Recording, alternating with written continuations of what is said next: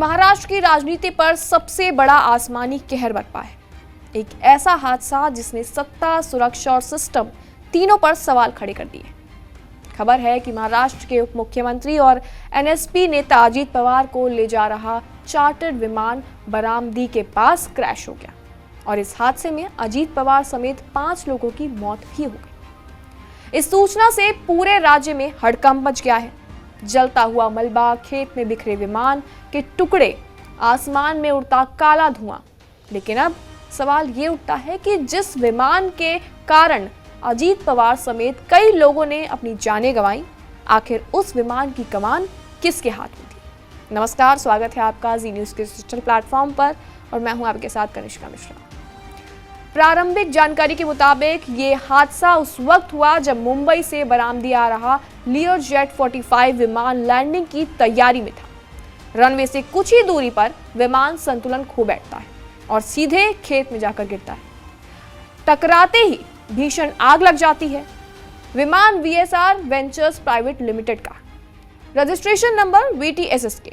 इस प्लेन में अजीत पवार के साथ एक निजी सहायक, एक सुरक्षा अधिकारी और एक फ्लाइट अटेंडेंट सवार थे। लेकिन सवाल यह है कि आखिर वो कौन लोग थे जो इस विमान को उड़ा रहे थे? तो आपको हम बता दें कि इस विमान की कमान थी कैप्टन सुमित कपूर के हाथों में, एक अनुभवी commercial pilot, chartered aviation sector में लंबा अनुभव, लीयरजेट जैसे हाई स्पीड जेट्स उड़ाने का रिकॉर्ड। उनके साथ ही फर्स्ट ऑफिसर शांभवी पाठक, जो 2022 से वीएसआर वेंचर्स के साथ जुड़ी थी। उन्होंने यूनिवर्सिटी ऑफ मुंबई से एविएशन की पढ़ाई की और न्यूजीलैंड इंटरनेशनल कमर्शियल पायलट अकादमी से प्रोफेशनल उन्होंने ट्रेनिंग ली थी। दोनों पायलट इस हादसे में अपनी जान गंवा बैठे हैं। अब एक और सवाल ये भी उठता है कि क्या ये क्रैश लैंडिंग थी या फिर लैंडिंग के दौरान तकनीकी खराबी आई? क्या मौसम, रनवे कंडीशन या विमान की मेंटेनेंस जिम्मेदार थी?